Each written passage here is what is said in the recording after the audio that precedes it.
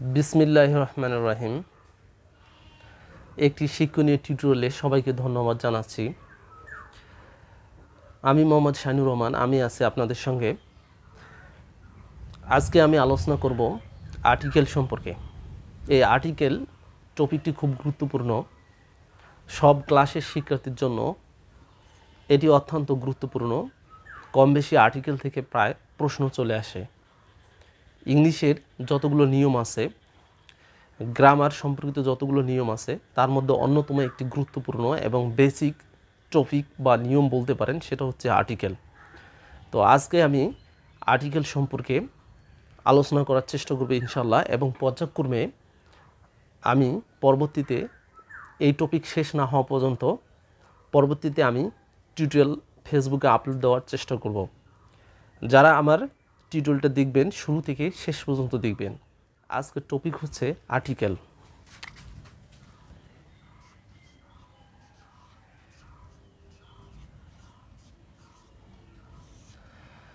আমরা সবাই জানি যে আর্টিকেল এটি একটি ইংরেজি শব্দ, যার বাংলা অর্থ হচ্ছে পদাশ্রিত নির্দেশক।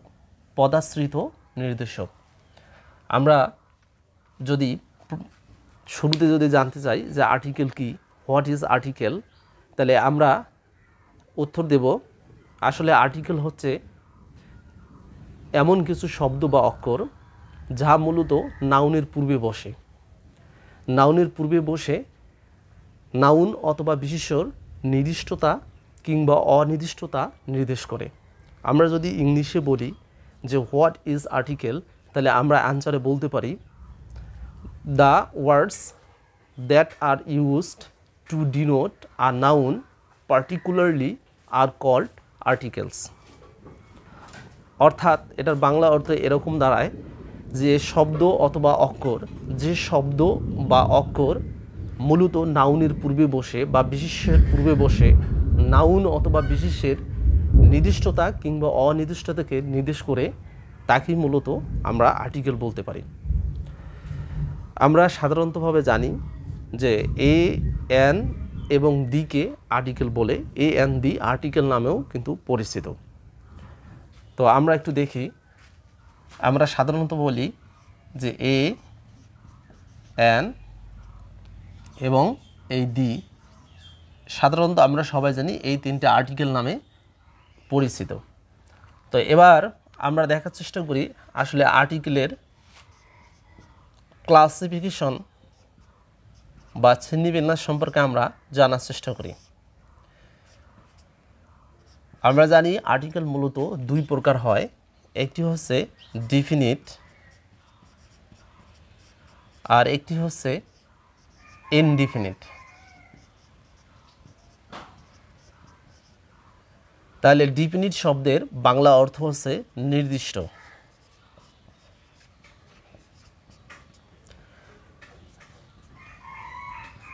আর ইনডিফিনিট এর বাংলা অর্থ হচ্ছে অনির্দিষ্ট।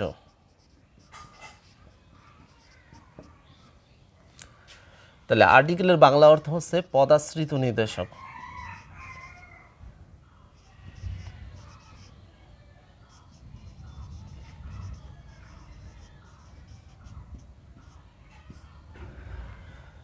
তাহলে আর্টিকেল হচ্ছে মূলত যে শব্দ বা অক্ষর মূলত নাউন অথবা বিশেষ্যের পূর্বে বসে নাউনটির নির্দিষ্টতা অথবা বিশেষ্যের নির্দিষ্টতা কিংবা অনির্দিষ্টতাকে নির্দেশ করে, তাকেই সাধারণতভাবে আর্টিকেল বলে।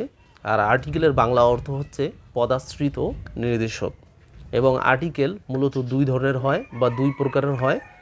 নাম্বার ওয়ান, সেটা হচ্ছে ডিফিনিট, অর্থাৎ বাংলা অর্থ হচ্ছে নির্দিষ্ট, এবং নাম্বার টু অর্থাৎ ইনডিফিনিট, যার বাংলা অর্থ হচ্ছে অনির্দিষ্ট।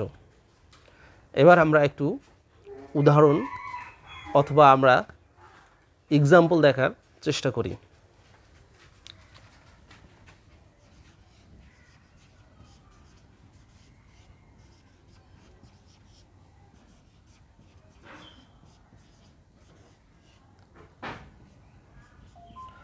আমরা একটু লক্ষ্য করি, এখানে আমি লিখলাম যে একটি বই এবং 2 নম্বরে আমি লিখছি বইটি।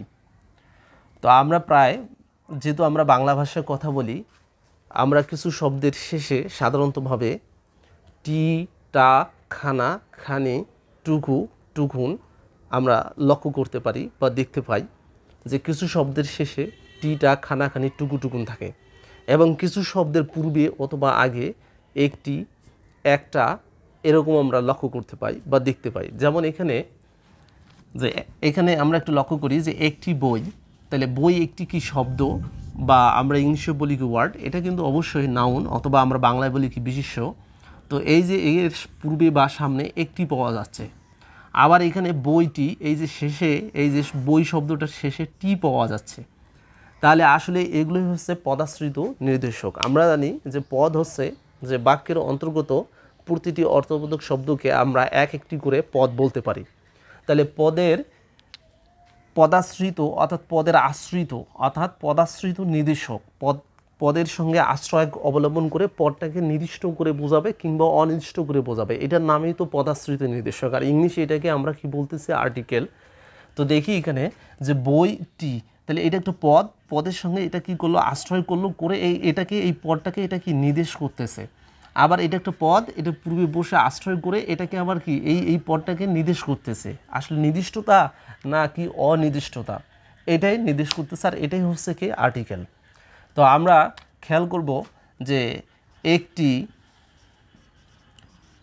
অথবা একটা, এটার ইংরেজি হচ্ছে এ, অথবা আমরা অ্যান ব্যবহার করতে পারি শর্ত সাপেক্ষে, কিছু নিয়ম সাপেক্ষে আমরা এ অথবা অ্যান ব্যবহার করতে পারি। এ এবং অ্যান এর বাংলা অর্থ হচ্ছে একটি অথবা একটা। বাংলা যখন আমরা একটি অথবা একটা পাবো তখন ইংলিশ কি হবে? এ অথবা কি হবে? অ্যান হবে। আবার আমাদের খেয়াল রাখতে হবে যে টি, তারপর হচ্ছে কি টা, খানা, খানি, টুকু, টুকুন, এগুলো যদি কোনো ওয়ার্ড বা শব্দের পরে থাকে তাহলে এর ইংলিশ হবে দি। এটাকে অনেকে আমরা উচ্চারণ করি দি, অনেকে উচ্চারণ করি আমরা দা। তবে এটাও কিন্তু শর্ত সাপেক্ষে, কখন আমাদের দি হবে এবং কখন দা হবে এটাও কিন্তু আমি আলোচনা করব শেষের দিকে। তো এখানে আমাদের খেয়াল রাখতে হবে যে যখন একটি বা একটা, বাংলায় যখন আমরা কোনো শব্দ তার পূর্বে যখন এই একটি এবং একটা পেয়ে যাব, এই একটি বা একটার তখন ইংরেজি আমরা ব্যবহার করব এ অথবা আমরা অ্যান ব্যবহার করব।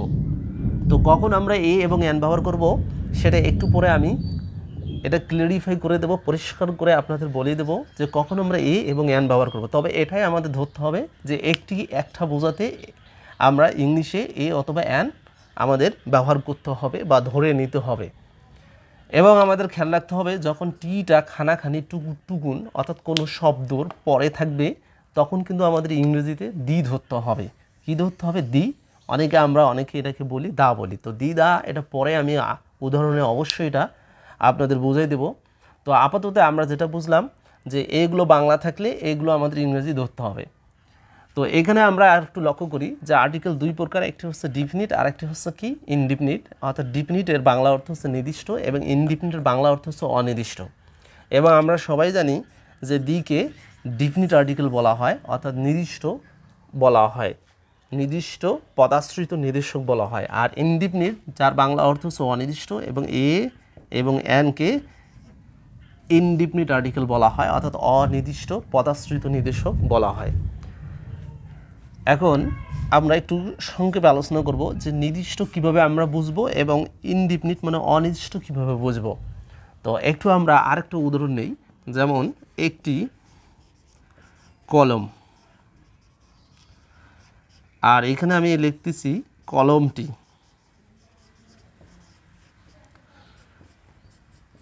এখানে একটি কলম, আমরা সবাই জানি কলমের ইংলিশ হচ্ছে পেন, অনেকে এটাকে বলে ফেন বলে। তো প্রনাউন্সিয়েশনে আমরা পরে যাব, আগে ব্যাকগ্রাউন্ডটা দেখার চেষ্টা করব ইনশাআল্লাহ। তাহলে এখানে পেন আমরা ফেন বলি আর পেন বলি কি বলি PEN, এটার অর্থ হচ্ছে কি কলম। তো এখানে বলা আছে একটি কলম। এখন আমরা যদি আমরা চিন্তা করি যে একটি কলম এটি কি নির্দিষ্ট নাকি এটা অনির্দিষ্ট। একটি কলম, এটি কোন কলম হতে পারে? এই কলমটি লাল কলম হতে পারে, কালি রঙের কলম হতে পারে, এই কলমটি ম্যাটাডোর পেনও হতে পারে, ম্যাটাডোর পিন পয়েন্ট হতে পারে, এটা মার্কার কলমও হতে পারে।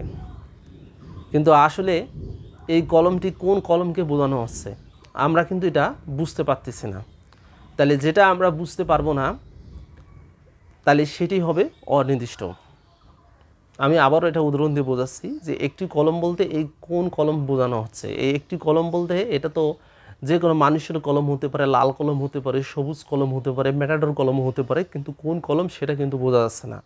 আর কলমটি বলতে যে নিশ্চয় এটা আগে থেকে আমার পরিচয় ছিল যে ওর কলম এটা লাল কলম বা সবুজ কলম, এটা আগে থেকে আমি চিনি বা আমার জানা আছে, সেজন্য আমি বলতেছি যে ওই কলমটি, যে কলমটি আমাকে দাও, মানে আগে থেকে কলমটির সঙ্গে আমার পরিচয় ছিল। তাহলে সেটা হবে কি নির্দিষ্ট। সহজে বোঝার জন্য যদি বাংলায় যদি একটি বা একটা থাকে তাহলে সেটাকে আমরা বলবো অনির্দিষ্ট। আর যদি শেষে যদি কোনো ওয়ার্ড বা শব্দের সে টিটা খানাখানি পাওয়া যায় তখন সেটা হবে কি নির্দিষ্ট, যদিও কিছু ব্যতিক্রম রয়েছে। অবশ্যই তো সব কিছুর ব্যতিক্রম থাকে। তাহলে একটি কলম বলতে যে কোনো একটা কলম বোঝাচ্ছে, তাহলে যে কোনো কলম বোঝাতে বিদায় আমরা তাহলে এটাকে বলবো ইনডিফিনিট। তখন আমাদের কিন্তু এ অথবা আমরা কি ব্যবহার করবো, অ্যান ব্যবহার করব। আর কলমটি যেহেতু শব্দের শেষে কলমের শেষে টি পাওয়া যাচ্ছে তাহলে কোনো কথা নেই, এখানে আমরা দি ব্যবহার করব। তাহলে অ্যান্সার হবে দ্য পেন, অথবা আমরা বলতে পারি দি পেন। তাহলে এখানে অ্যান্সার হবে দ্য পেন, যেহেতু এটা নির্দিষ্ট করে বোঝাচ্ছে। আর নির্দিষ্ট করে বোঝাতে দি ব্যবহার হয়, যদিও এর অনেকগুলো নিয়ম আছে, পরবর্তীতে আমরা আলোচনা করার চেষ্টা করব। আর একটি কলম বলতে এখানে অবশ্যই আমাদের এ অথবা অ্যান, তো নিয়ম অনুযায়ী আমরা এখানে কি ব্যবহার করব, এই ব্যবহার করব। এখন প্রশ্ন আমাদের মনে জাগতে পারে, এখানে তো আমরা অ্যানও ব্যবহার করতে পারি, এখানে আমরা অ্যানও ব্যবহার করতে পারি। যদি আমরা এখানে অ্যান ব্যবহার করি তাহলে সেটা হবে রং। এখন কথা হচ্ছে বা আমাদের প্রশ্ন হচ্ছে পেন এর সামনে অ্যান ব্যবহার করলে কেন এটা সঠিক হবে না, কেন এটা সঠিক হবে না এটা জানার জন্য আমরা একটু পরে আমরা এ এবং অ্যানের ব্যবহার আমরা দেখার চেষ্টা করব ইনশাআল্লাহ।